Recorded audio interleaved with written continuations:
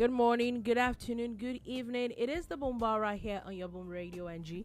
I bid you a warm welcome to the bar today. Today is a very interesting one, as we're going to be talking about quite a number of things, a lot of updates, a bit of update from the presidency, a bit of updates from the new Inspector General of Police. With this, some interesting news there. The Attorney General of the Federation is at it again. We'll be talking about that. Of course, we know the conversation with US and Iran and Israel and all that is not going anywhere anytime soon. There's conversation coming from River State as well. There's quite a number of politics, you know. I would say. I know that you're kind of iffy with some. I know that you're kind of iffy with some comments that were made off air, but it is fine. Excuse you. Happy, wonderful Wednesday to everyone. Hope you're having a great week, and hope you're going to have a great rest of the week. So, in case anybody is wondering who's talking, the person that you can see his head, back of his head, yeah, that's him. Exactly. That person. Okay. Exactly. Let me shift. Just that person. It's I'd planned to say it was a wonderful Wednesday. Yesterday evening, got the sad news of the loss of Oyedele. Oh really? Oh wow. Yeah. Oyedele died, I think, yesterday. Should be buried by now in Offa as a Muslim. So. Oh wow. And I tried to grapple with that and all of that. Then my cousin Muyiwa Rogers died this morning again. Are you kidding? Okay. What? Well, how come I'm just okay? I'm so sorry, everybody. Yeah. But how come I'm just hearing this all? So it's. But I kept on asking you what's wrong with you. You did. It's kind of like heavy because these two people are people that I'm actually very close to. The funny thing is that I actually know these people. Yeah, she does. Oh. So it's actually so sorry. That kind of day, but you know what they say: show must go on. May the soul of the faithful departed rest in peace. Amen. And to people who are probably going through it at this time, I pray you find strength to carry on. It starts one day when you didn't know about. It most likely will end when you might not know. Let it be that we have all fulfilled destiny, because it ends one day. But of course, one thing that continues is life. So let's get to the bar. Yep. Okay, so we're going to be talking about quite a number of things today, of course. First thing I would say is one, I don't know if we will call it shocking, but is the conversation about the president and the announcements the man makes most of the time in the evenings. It just makes you, and you're like, nobody saw this coming from anywhere. And this is the announcement that the president nominated the chairman of the Presidential Tax Committee as the new Minister of State for Finance. That's Mr. Taiwo Oyedele. This news dropped yesterday, and not like he doesn't fit it or is not qualified enough, but most of the time when you hear those kind of things, once in a while you'll have heard maybe feelers here and there, the president or something, but it kind of like just came out of nowhere. Yeah, for me though, I would say this: Taiwo Oyedele is a private sector person, one of the best in the field, regardless of what anybody wants to say. He's like one of the best when it comes to taxation matters and everything. And these are people who are posited on certain things on Nigeria's tax system, and when they were given a chance, they delivered. They went ahead and delivered. The sad part about it is that it got politicized. People started talking about things that were not true, but he stayed focused and delivered on the job. Now, when he got to a point that I started pitying him, he received threats, all sorts of things, and he wasn't a politician. He didn't go into it for any pecuniary reasons and everything. You could see it, and you could, based on the stuff that we have and know. However, I kept on saying to myself, when this guy delivers this job, that's the end.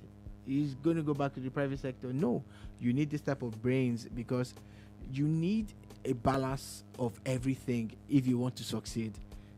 You get, and especially when it comes to governance, we need people who are technocrats also. If they can juggle politics with it, fine. But we need a balance of politicians who know their onions and technocrats who are not really bothered about politics, but they can deliver. You get. So that's it. And that announcement came, but it came with some drama and some attachments and everything. Now, the position is currently being filled by this very beautiful lady, Anite. Doris Anite. Yeah. Fantastic lady, but she was in a different ministry before, and she was brought to this position. Yeah, she was in trade and investment, I think. She was brought here, but she's still in the Ministry of Finance. Actually, now they have, I think there were two. Now there are now going to be 3 ministers. There's the coordinating minister of the economy, Wale Edo, and there's now going to be Dr. Doris, and there's going to be Mr. Taiwo Oyedele. So again, it's interesting how she's just been around like that. Always stays in the government when there's a mini or major shake-up. And my prayer now is that they use their skills to really fix the country and, let Nigerians get the dividends of democracy. Yeah, anyway, we'll see. We'll definitely will see what that is. Also, just wanted to put out, we know that the tax law just came into it started working this year, but now according to report, VAT has now hit a record 1 trillion naira as new sharing era begins. All these figures and everything at times, it looks like Nigeria, or the Nigerian government, is ramping up income for the government. My own thing is, how effective will these things be redirected to the people? Yeah. It's not enough. We like the fact that, there seems to be a more efficacious way of, getting VAT, getting taxes and all of that. But it's the end result. The end result should actually be, how do the people benefit from it? And that should be our biggest concern. So for me, I'm really hoping that in a few months' time, we can look back and say, it's been 6 months of this new VAT regime, 6 point something trillion has been got, but this is what it's been channeled towards, and it can actually see it and eventually start to feel it. Yeah. Anyway, Fola, do you have anything to say about that? Yeah, I think we need to start taking accountability on what the funds are used for. I think even apart from taxpayers' money, even the funds that are allocated at the beginning of the year, sometimes we don't even know. We have no what's it called? Do we know at all? Exactly my point. So there has to be an accountability. Yes, I for agree. all these funds. I agree. I totally agree. So then I think that now behoves on all of us, because a lot of times, at times, these things are actually in the news, but we let the things that are not important, those are the things that we latch on to and all that. If we actually follow the news and follow information more, then we can ask the proper questions through the right channels, and then we can move on from there. We can actually be accountable, even if they ask you now, oh, okay, maybe let's take for example, this kind of person now says he wants to have a town hall meeting. There has to be something you want to go and ask him, and you have to have information for you to not mess yourself up and all that. So yes, we all really need to get more involved in things that affect all of us as a whole. Now, moving on from that quickly, the federal government and the Attorney General is not playing. Between the DSS, between the Attorney General's office, the DSS, the ICPC, and the EFCC, if you enter anybody's trap, you just might land in Attorney General's office. You just might. on the laps of the Attorney General or the hands or wherever he is, or his head, wherever.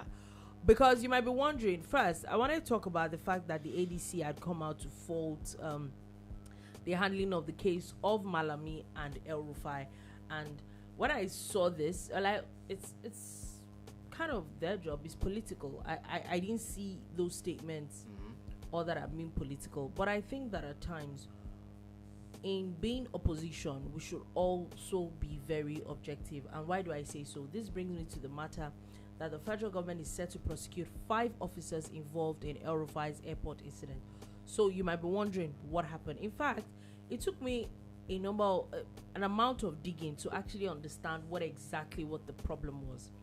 So apparently, I think DSS officials, don't let me be too, but it's between, I think it's between DSS and ICPC, one of them, or EFCC, one of them.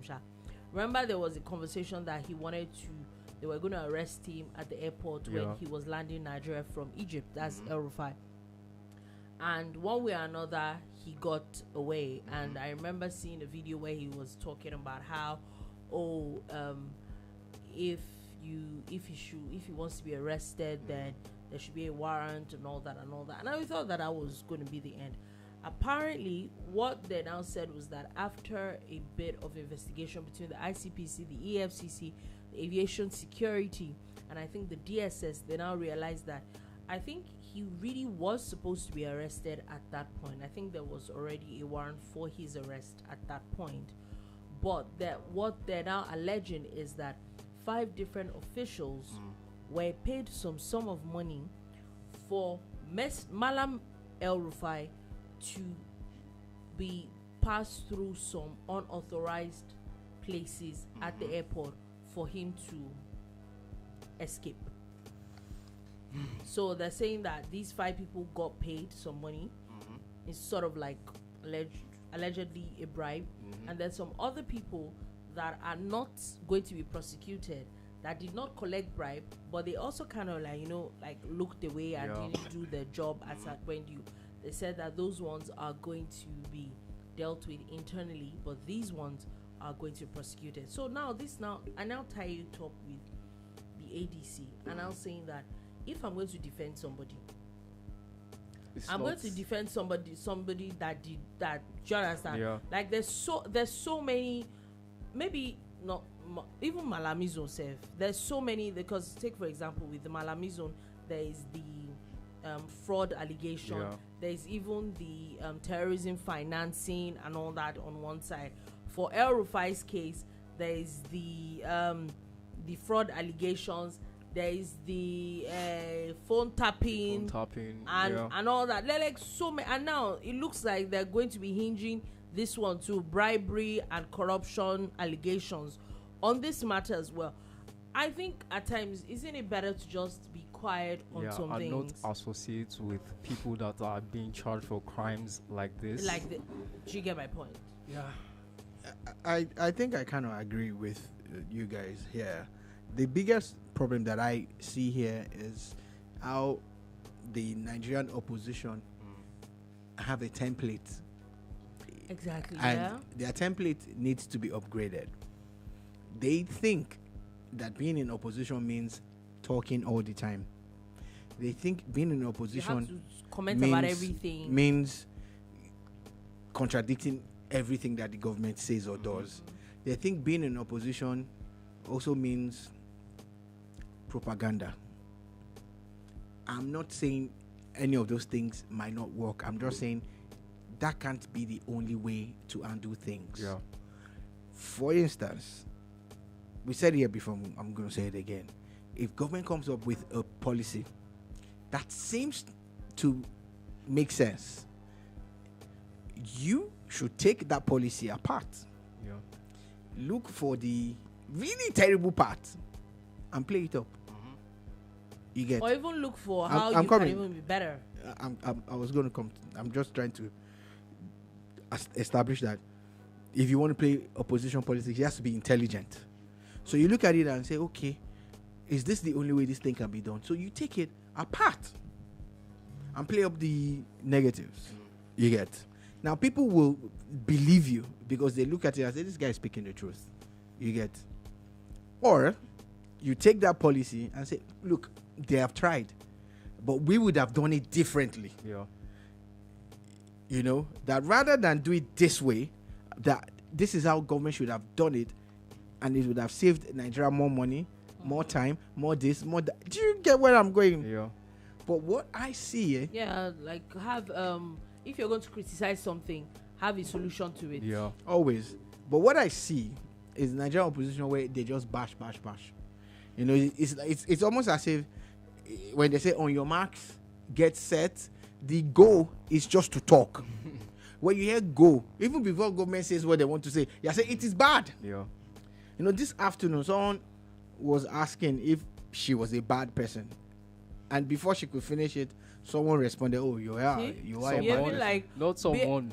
Behaving like Nigerian politicians. Sure you get. Behaving like Nigerian politicians. And the some ones literally just behaving like Nigerian politicians. You see what? Don't even let me land. This is their style. They won't let you talk. There was basis to the answer. Do you understand? And so why I was going with that was that it was factual. Yeah. It was factual and all of that. And that's what they want to achieve. But they don't have the capacity. I'm sorry, they don't. So this is it. Now let's look at everything I've said and quickly situate it with what's happening. A member of your party alleges that is going to be arrested when he arrives in Nigeria. Reach out to him. What's going on? Look, just make sure you're on the right side of the law, right? That's the way you should play it. Not because he's a member, you start speaking for him when he might actually be in the wrong. Again, you know the funny thing is, the ADC might eventually win this election and be in government. And guess what they've done for themselves? They set themselves up with everything that they've said. Every single thing. Every time you contradict and fight. Then when you get into government, you realize this is how it should be done. Yeah. The way they've been doing it. Then you find that you actually set yourself up.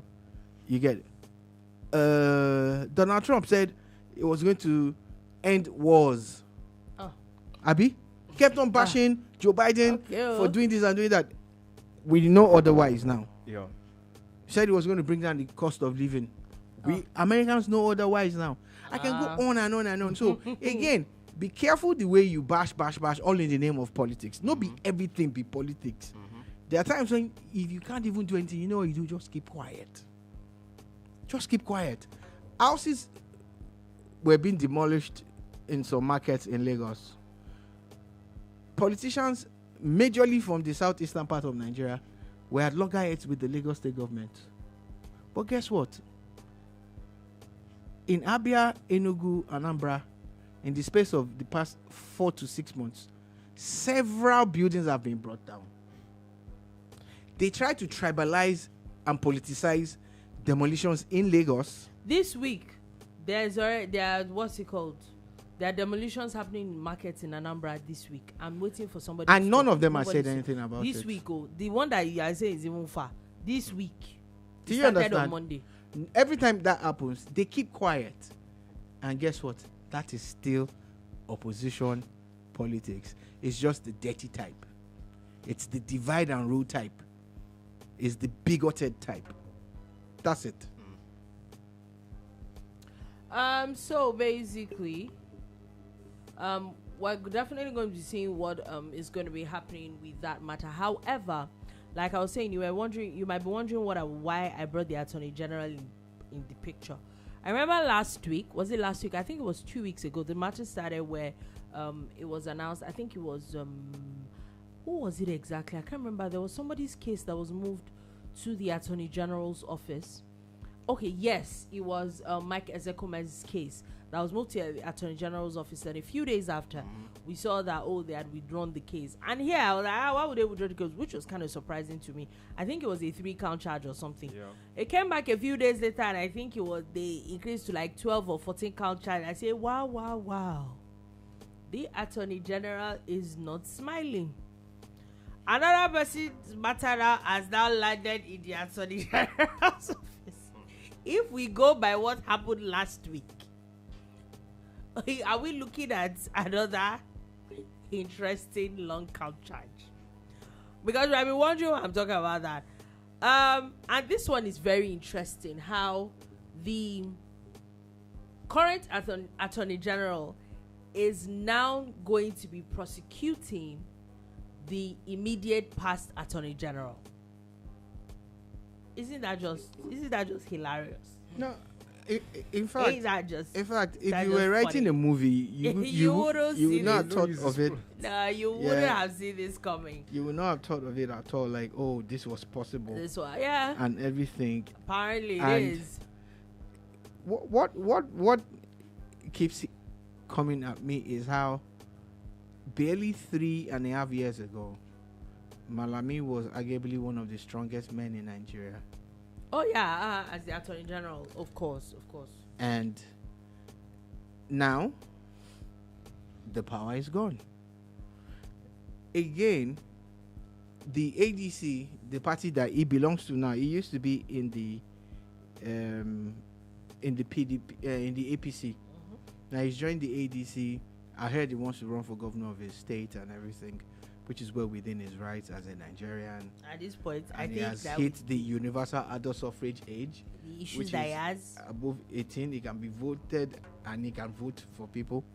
But you see, this is where the problem lies. How do you go from that to this? It's bad. It's not People always forget that power does not last forever. So allegedly, he has committed all these crimes. Power could last forever if you're a king, though. But that's not happening. It still doesn't last forever. At least till you die. Yeah. At least till you are as long as you're alive. Yeah, but I didn't say power will last until you die. I said forever. It doesn't, because guess what? Some kings would leave the suffering for their next generation. Even their bodies will be tortured. Do you get? Nothing lasts forever. I feel for him, but I feel more for Nigeria. So if he has committed all these crimes, he has to pay. It's wild, because for someone that had the kind of office that he had as an Attorney General, and to be dragged this much, before they say Dolupo is always trying to talk about crime and all that, it's just... Isn't she? No. It's just wild that at least someone like that was basically... The Attorney General of the Federation is literally the highest ranked lawyer in the whole country, yeah? So you would think he knows one or two things. I'm not saying he did what he did, and I'm not saying he didn't. But should you, as a very experienced SAN, know, at least, even if you want to do some of these things, know how to cover your tracks? Like, daddy. Apparently he didn't. Wow. Apparently. So my question is, if someone like that is not as smart as you think he was, I'm not saying that he's not smart. I'm just saying, like, what? So how are you an Attorney General of the Federation if... I don't even know if it will be a case of him not being smart. I think it's just like him feeling like there would be no justice at the end of the day, even if he did these things. I agree. I agree. I just think that's the main point. I think I would agree a bit. You know that's actually the real problem, and it's what happened not only with politicians, but with virtually everybody that breaks the law. With virtually everybody that commits a crime. Get away with that's what usually happens. That's what usually happens. Yeah. You get, and you know why you don't blame them why they think like that? Because most times it's true. Most times it's true. A lot of people have done the same things and gotten away with it. Yeah. They've gotten away with it. But there's always that day that everybody knows will come at the back of their mind. You know, you buy land and they tell you, observe a 30-meter setback, observe a 60-meter setback. You'll be like, my neighbor has built to the roadside. I'm also going to build to the roadside. After all, it's been here for 10 years and nothing happened. There you build your own, they will come bring. I used to love it. A lot of people do those things. Oh, everybody was driving against traffic, so I can drive against traffic. You drive. It is where you do it. You get. Yeah. Anyway, so we'll definitely follow this matter. We'll see if the Attorney General is going to add or remove to his count charges, or or if it's going to be like, what do they used to say to lawyers, for like soldiers, and I think is it soldiers or policemen or what, that they say esprit de corps, maybe like as a lawyer, no, it's not a former lawyer, as a lawyer, let's I'm just saying, I didn't say that's what he's going to do. Before you go and say Dolupo said no, there are actually privileges that come with position, especially in law. They have their own systems too. He is a learned silk, so of course he will have a little bit of respect, but it's not like it will take precedence over the law. Yeah, it won't. Anyway, talking about the law, let's go on. I think this will be like the first official assignment of the new Inspector General of Police, as today the man has now inaugurated State Police Implementation Committee. I do not have the name of the people on that list yet, but it's an 8-man committee list, and they're supposed to oversee the implementation of state police and rollout of the policing vision. So with that in place, we know that state police has been one of the major things that the president has been talking about. In fact, this state police thing is even before he became president.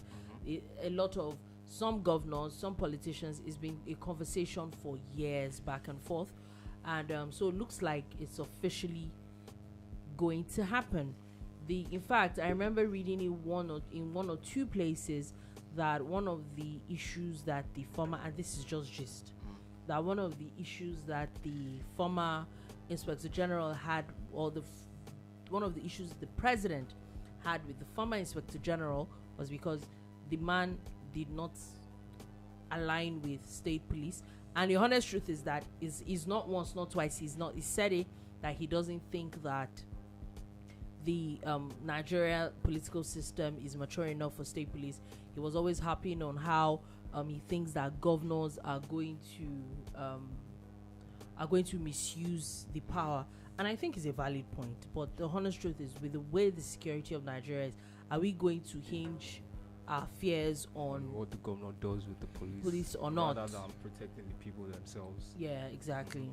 Many years ago, I can't even remember what movie it was, but I was watching a movie and the police were chasing this particular guy, and it got to a point where he stopped and they stopped, and I'm like, see the guy when I know they chase since, it all reached somewhere, stopped now. They couldn't chase him anymore. He had crossed into another state. He had crossed the border. Yeah. And they do not have powers to chase.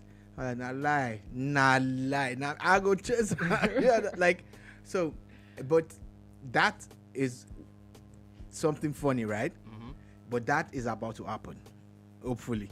But I don't say for Nigeria, I feel like we did not know we had crossed the border. We did not know. We have borders. We did not know. Especially in a place like Opik, where one side is Ogun, this side is Lagos, then the other side is Ogun again. I was going to say something else. So you can please do say what you want to say. So that's we have the cars to even get into chasing people. Wow. We'll get to that point. Don't worry, we are coming. Say now there will be funding and everything. Yeah. Okay, so that's one. Two. The real thing about it is that over 200 million people, they say we are. Looking back, Nigeria in 1979 decided to use the American style of governance. We used to have the British style. Then we went to the American. So if you're going to copy something, why don't you copy it in its entirety? Why do you have a federal police for a system that has federating states, which basically says that each state is like a country? That's what it's supposed to be. You get? And now that they are now respecting the constitution more, why haven't we done it before? Now, some people who were pushing back for political reasons now see the reason why they need to have it. The Amotekun Corps in the southwest is already showing you how the state police will run. In Lagos, they have the neighborhood watch, and they already have body cams and all of that. You get, that's their own state police structure. That's why there's no Amotekun in Lagos. In this north, they have the civilian JTF and all of that, empowered and all of that. Why have we not done state police since? Governors will abuse it. Presidents too can abuse it too now. Do you understand? Are we going to say because that will happen, we will not have what we need to secure lives and property? The president could abuse the federal police as well. Why, and even the military. Exactly. Even, there is a country that said that they are chasing immigrants, but they are busy killing their own people. Yeah. I didn't mention anybody's country's name. Yeah, you did. It starts with So yeah, the one that is the mouthpiece, Abi. So picture. I've not say anything. One of the good things about it is that policemen from the federal will also get jobs at state. They will disengage from the federal and go to state. You get. Former military personnel will be brought in for trainings and even to run it. It's allowed. Do you understand? You basically create your own, because remember that your state universities are solely funded by the states, and they run it the way they want. Your health system, the secondary health system, is funded by the state. Even it's so sad that even some of the healthcare system, even in some scenarios, even the primary healthcare system should be funded by the state. But the way it is with the local government autonomy that we now have, even the local governments will have their own police. That's what it means. And you know what that means is that, again, the federal system of policing is not good for us. Why do I say that? Because of federal character and federal this and federal that. You can actually join the police in Lagos, and after a few months or years, they will send you to Kaduna. They will send you to Kano, send you to Owerri, send you to Akure. What that basically means is that when you get there, say for instance you don't speak Hausa, you are already at a disadvantage. Yeah. If you are an office policeman, it's fine. But if you are going to be on the beat, how do you communicate? I'm not saying that people in the north do not speak English, but there will be a lot of Hausa being spoken that you don't know. Yeah.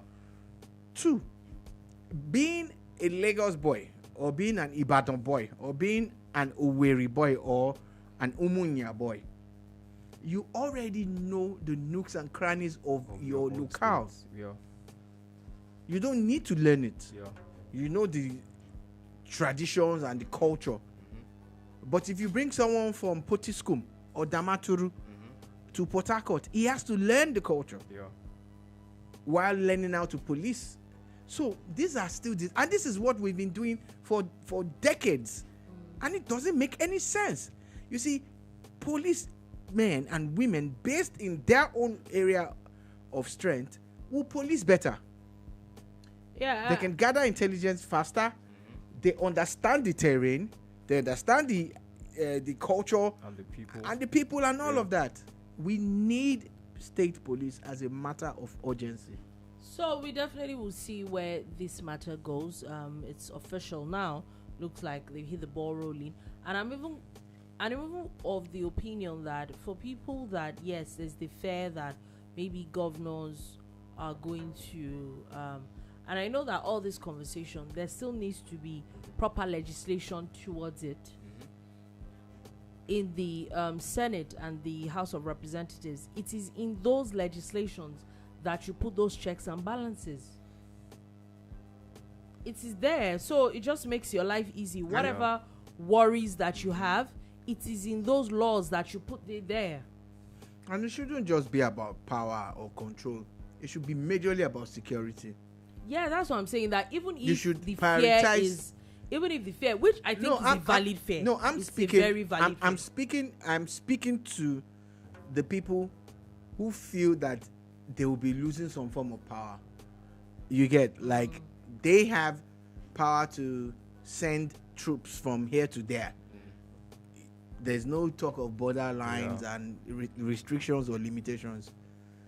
But looking at the current situation of Nigeria when it comes to security, you should be more concerned about securing the people as against the power to send, troops from. Yeah, and I think with the whole concept of what they want to do, I think the Nigerian police force is not going to be disbanded. It's of still, course the not. federal police is still there. Of course not. It's just that there is now another layer to it. So at the end of the day, whatever things that you want to do, that's why I use the health system.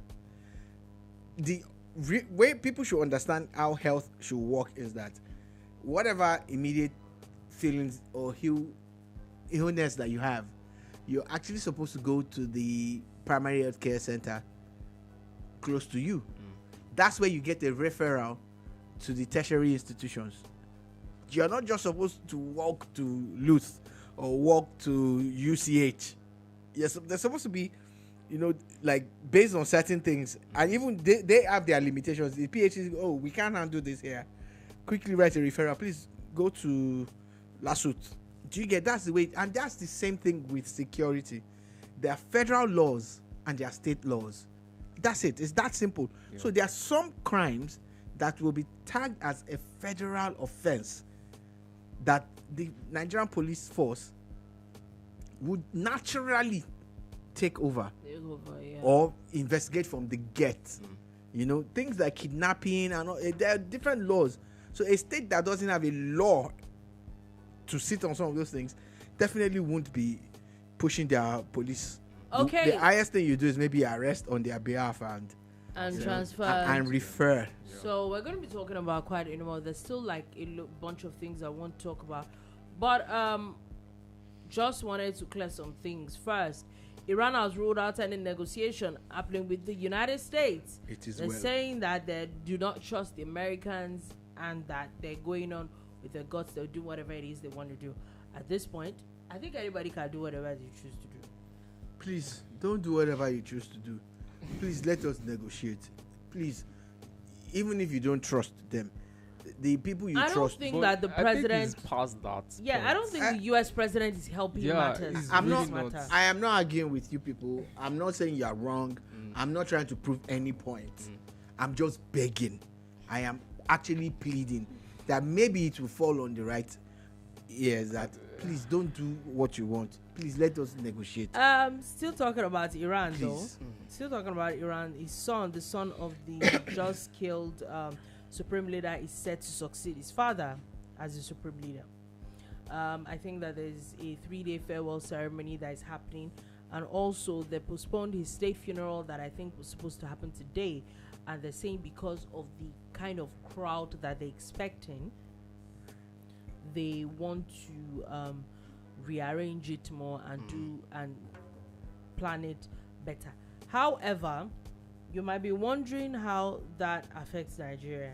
So about 2 states have had some level of protest. No, I do not. It does not make any sense. We know. Because Iran. Of that, yes. The U.S. Embassy in Abuja has now shut down today and cancelled visa appointments that were supposed to happen today. There were actually talks that there was going to be a protest in Abuja as well. And you might be wondering why. It don't make sense to me too. Please, why? Please. So they're protesting. There's actually most Iranians are not just regular Muslims; they're Shiites. So there's actually also a Shiite sect in Nigeria. And so they too are protesting the death of Ayatollah, and why maybe you can mourn him as maybe someone that you see in holding high esteem. Protesting, I don't get it. But what do I do? Again, I say, at times that I say, why am I Nigerian with some people? You'll be wondering. But what do I know? Do you want to say something? I don't know. I think it's a tricky one because I watched a video somewhere where they talked about this religion of Shiite and they called them a radicalist group and likened them to. It's the same way if someone kills the Pope or if someone kills a leader in any other religion, that you react to it. So I don't know. Maybe we are taking it to extremes here, like we always do. But I think they have. I wouldn't say they have the right to protest, but that's what I'm saying. That could you mourn? Yeah. Yeah. That's exactly what sense. I said yesterday. You know, understanding how Islam is structured. Yeah. The Sunnis and the Shias, and the bulk of the world are Sunni Muslims. Yeah. But the Shia also have their own type of way of worshiping, and they have groups all around the world. You get, it's the same way the Iranians will tell you that they are not Arabians, that they are Persians, and in the Bible that's what they were referred to as. They are Persians actually, and they have their own unique way of doing things. Yeah. And hence the need for their own Shia movement. You know, there's a big Shia movement in Nigeria, very big. You get, might not be as big as the Sunni, but it's big too. But I also said this is the same country where they were holding videos for Donald Trump, seeing him as a Christian candidate in America. They held rallies and conventions in Nigeria. Prayer fasting. Sorry, I forgot about that. Prayer and fasting. It's the same country. Yeah. So it's just that we're saying because these ones have now forced the U.S. embassy to shut down for a day or two. There's no difference. There's no difference. They didn't shut down during Trump's own. That's the difference. Okay, sure. So, but what I'm still trying to establish is that the world has just built too many layers around itself. Everybody wants to identify with something and twist and all of that. I think that there's nothing wrong with identification. No, but taking it to the extreme. You took it out of context, because I was saying everybody wants to identify with something and twist the narrative to suit their agenda. Do you understand? Like, really and truly, it's not supposed to be that deep. But what you don't get is that before you know it, there's protest. Before you know it, it's riot. Before riot, there's violence. Last year, when protest does not just they kept on saying, "Oh, things were hard in Nigeria," they were going to protest. They were protesting up north with Russian flags. Then they had the flag of another country. Oh, I think this happened in Yobe a few days ago. There was the Iran flag and all that. I'm like, they had the flag of another country, and the next thing they started saying, "Oh, come and take over our country." Do you understand? They were saying that in this same country. So you are surprised that some people are even now saying that their own spiritual leader was killed. I'm not. I still won't be surprised. I don't support it, but I'm just highlighting the fact that that's their thinking. Are we the same Nigerians? Where do we go from this? Like, are we the same That's Nigerians? why I was begging a few moments ago when we talked about the Iran government saying that they are not going to negotiate. That's why I was begging, because I already see where this is going. If it's not nipped in the bud, people are actually going to go to do stupid things. One man made a video, and the video went viral, say, "Oh, that they should transport everybody to Iran, let them go and fight. They want to fight Ijayasin." So, this video that I saw and that you're talking about is probably one of the things that's going to push me to finally open a TikTok account. Because apparently TikTok people are very wicked. Someone that made a video of the comments of people that's the guy that I was referring to. Oh my God. That one, that's what I was saying yesterday. I was talking about the comments, and people were responding to them and saying, "Speak for yourself. Go by yourself." Whatever. At the end of the day, this is someone who is fasting. Yeah. And you're saying you want to go and fight. Do you understand? Do you understand? In the only month you are fasting, but you are now saying you want to go and fight a war. And they have couched it all around religion, forgetting that there are things that the Holy Book actually said. But people don't read. You know, have you not noticed? Christians, Muslims, a lot of them don't read. You know what they do? They listen to people who claim they have read. Interpretation but those people are only interpreting it. That's why you listen to Wasi now, and one particular alpha is saying one line of thought. Everybody saying, "Hey, they're listening, they're urging him on." Another one in another place is saying something different on the same topic. It's the same with Christians too. It's the same with Christians. Oh, pay tithes, don't pay tithes. You hear one say, if you don't pay tithes, you won't go to heaven. If you don't pay tithes, but it is not in the Bible. But guess what? For decades, people were afraid. Hey, if I don't pay tithes, I won't go to heaven. Then after, you now come and say, you shouldn't have said that. The people you told 3, 4, 5 decades, what happened to them? Do you see? So it's always people interpreting religion in their own way. And you say some people will not protest because somebody was killed. Anyway, moving on from that, still talking about it, and we're going to do that and pivot a bit to sports, where U.S. President Donald Trump has said that he doesn't care if Iran plays 2026 World Cup. At this point, is there going to be a 2026 World Cup? That's the question at this point. At this point. I think it's a very valid question. I don't know why. I think this is the first, in recent times, this is the first World Cup that I see that the president of a country is so involved in it. I'm not saying that those other countries are never really involved in it, but there is a way Donald Trump, you will think that he's the FIFA president. Yeah. I think he does that with anything that he's involved in. Anything that to think that US is not even the only country that is hosting this World Cup. But there's been so much violence in the US, in Mexico. Looks like Canada seems to be the only one that is still a little. And then you're not wondering, like, in a few months' time.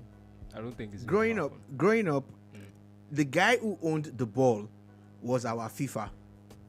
I'm sure different generations of people went through it. Oh, yeah. You also experienced it. Oh, yeah. Oh, maybe it's what that you want to play or Ludo. The owner of the game is the Lord. Yeah. You get? FIFA is supposed to be the Lord and master. That we all know. Because even if countries interfere, they will sanction the country. Okay, so make it make sense. Okay, so a few years ago, I'm not saying this is related, but a few years, because we all used to think FIFA was untouchable, but a few years ago, an American investigation brought down the entire FIFA. Yeah. I'm not saying that's what the current guy is afraid of or whatever, and I'm not saying they have anything on him or that he has done anything wrong. I'm just saying that FIFA was so untouchable that nobody ever thought it was possible. But suddenly, an investigation in America saw them arresting someone in Trinidad and Tobago. A Nigerian person was brought down. Different people, and FIFA was laid bare, and that's what brought this new guy in. Yeah. Do you understand? They don't look like Sepp Blatter. Okay, it was after Sepp Blatter, then it was supposed to be Seferin. Yeah. Do you get? So, if you have that at the back of your mind, then you now look at the guy who owns the ball in this context, which is that but guy. If it's that context, then it should be 3 people that own the ball. She gets should be. I like your use of words and your choice of should be is different from the reality. Do you understand? Now you're saying that I don't care if you don't come. Wait, not be only you get party now. It be about you. Not 3 people. You're they just do party. one country of 3, and you're just one country of 48 countries. But okay, look at it this way. You kept on saying they gave Obama Peace Award, they didn't give you. They gave Obama, they didn't give you. FIFA now went and gave you. Wait, under what guys? Oh, he's the president of peace. We get. What about the 2 other countries that are hosting? No. Why you know Kuku? They don't have president. Were those ones fighting wars? Did they have president? Okay, no. Mexico have president. Canada is prime minister. See, at the end of the day, FIFA has boxed itself into a very dangerous corner. Yeah. Yesterday was supposed to be their 100 days countdown. And it's not a good precedent. Did it work? Are people talking about the World Cup looking forward to it? Nobody is looking forward to it. If they're not careful, this World Cup will fail. They should add Nigeria to it. They should not worry. The hype will increase. No, please. I do. I'm sorry. You don't think that it's going to be a huge talking point? It is. Look, there are already security concerns. There are already security concerns. But guess what? The tickets are selling. We get that. Congratulations on that ticket selling. But if I was planning to go to any of these countries, you see what is happening. I would be rethinking at this moment. Maybe just Canada. I would be rethinking it. Definitely just Maybe Canada. just Canada. I will be rethinking it. Yeah, it's a very, very interesting. And I won't be the only one that's thinking like this. Yep. So anyway, my Super Falcons babe. So people that know that I don't watch Super Eagles ball. That is Super Falcons that I watch. And they had there were 2 friendlies they were supposed to have with Cameroon this week. The first one, there was a late goal that Cameroon came and then they won that game 1-0. That's the first time. That's at the weekend, yeah. Yeah, at the weekend. Cameroon was beating them in years. It's a friendly though, but they shall beat them, And I was like, okay, mess up, but we move. Anyway, my Super Falcon girls decided, you know what? Well, it's not gonna happen again. That was warm up. I decided to come back and finish it off, and it ended 3-1. That's how you come back. That's how you come back. That's how you come back. A big shout out to the girls. The coach also did very well, bearing in mind that he actually dropped some players, brought back some, and introduced some, and look at what they've done. You know, and again, we're also praying that even that WAFCON holds, because there's so much uncertainty now. Yeah, that one as well. Anyway, still talking about football. EPL match day 29. It started, I think, yesterday, and there are quite a lot of interesting matchups that happened. The major one is Wolves and Liverpool. Please, can we talk about what exactly is Wolves? What is the plan? What is Wolves' plan? There was a time when they would say that if you get 30 points, you're safe. Let's just say that's the plan. Whatever it is, Wolves said they were going to fight, that they were not going down without one, and now they're actually fighting. They are fighting. And back to back, it's looking good for them. Defeating 2 teams that are in the top 2 top teams. Top teams in the top 6 at this moment. It's a very, very, very interesting right now. Also, we saw yesterday, Barcelona defeated Atletico Madrid 3-0. They played fantastic football. Sadly, can I say that they played fantastic football, or Atletico let them play fantastic football?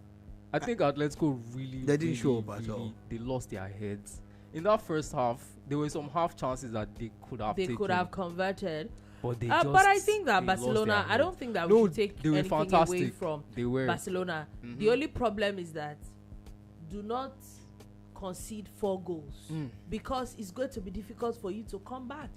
Those things don't happen like that. To be honest, I feel like if the extra time was like 10 minutes instead of, I think it was 8 or 6 that they gave them, Barcelona will have won that match. Sadly. The other angle to that is that there's this very popular beef between the coach of Atletico and one players in fact some Barcelona players, and it still played out. So they didn't have to win yesterday. They just had to make sure that y'all didn't have to score up to 4 goals. And Ademola Lookman is just a few minutes away from another silverware. And the funny thing is that right now they're playing, if I'm correct, they're going to be playing today. There's Real Sociedad and Athletic Club. Let's be honest, one of them with Atletico Madrid.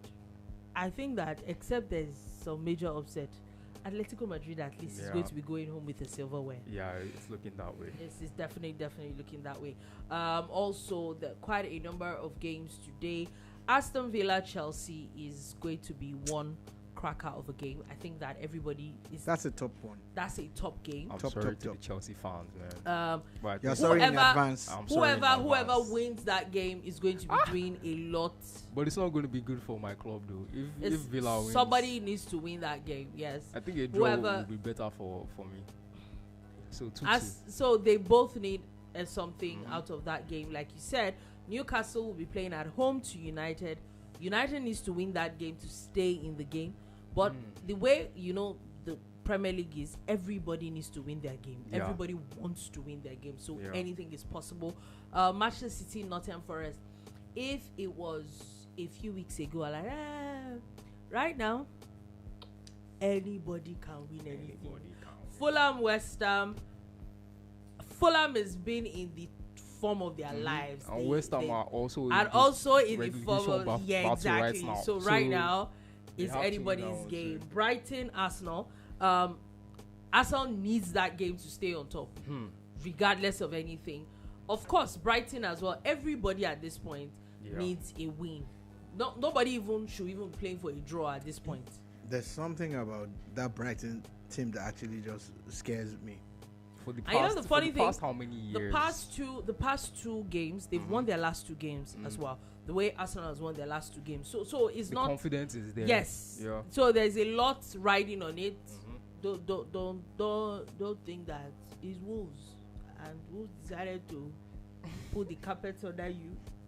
I'm just saying that's what happened. It's just sad. I just feel very sad. I bet Mr. Slot will have been hoping for a corner goal yesterday, but or is there any type of set piece goal at least? At least you could have done it. You should leave a Slot alone. But it's fine. No. After coming out since set piece goals are not goals anymore. And after scoring three, scoring three in one game, since they are not goals anymore now. It's fine. He would have loved one at least yesterday. At least even if it's 1 point. But here we are. Go back to your playbook. Yeah, we still play Conference League the way they are. Anyway, Rivers Assembly is beginning screening of 9 commission nominees. We know that as of yesterday, the governor had sent 9 commissioner nominees to the House. So it looks like the House is coming 3 years late. It's officially getting there. There are quite a number of political stories that we might not be able to get to, but looks like a lot of things are moving quickly. Atiku Abubakar is meeting with ADC Southeast leaders ahead of primaries. We know the primaries in a few weeks. There's a House of Rep member in Abia State that has joined Labour Party after defecting from APGA. That's the first person I'm ever hearing in a while moving to Labour Party. Honestly, do not think that party was. Maybe the guy knows something that we all don't know. Maybe. The article one, I know you're running through now. It's very interesting because the ADC in the South made a pronouncement. Some people said no, it wasn't. So you can see now that they're putting everything in blocks now. Yes, I agree. But the funny part of the whole matter is that didn't you guys reject the timeline as put out by INEC? So why are you rushing to beat it? Yeah. Talking about and I talked about ADC. I commended their new website for registration after the other one was really rubbish. Yeah. And apparently the new one is also. Are you serious? Oh, people have also been registering. Oh God. Who is developing these websites for them? Can you find? I was praising them here yesterday. Anyway, talking about registration, Accord Party has begun their own nationwide e-registration as well. If you already drive an Accord, do you still need to register? Really? We're doing that now? I'm just saying. We're doing that.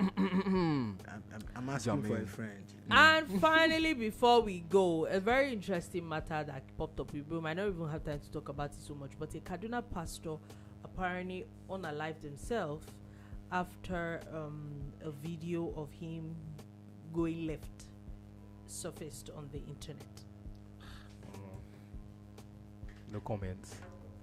You didn't have to unalive yourself though, but no comment on that. The shame as a pastor no further comment. might be a lot. But anyway, and also the state that he's in as well.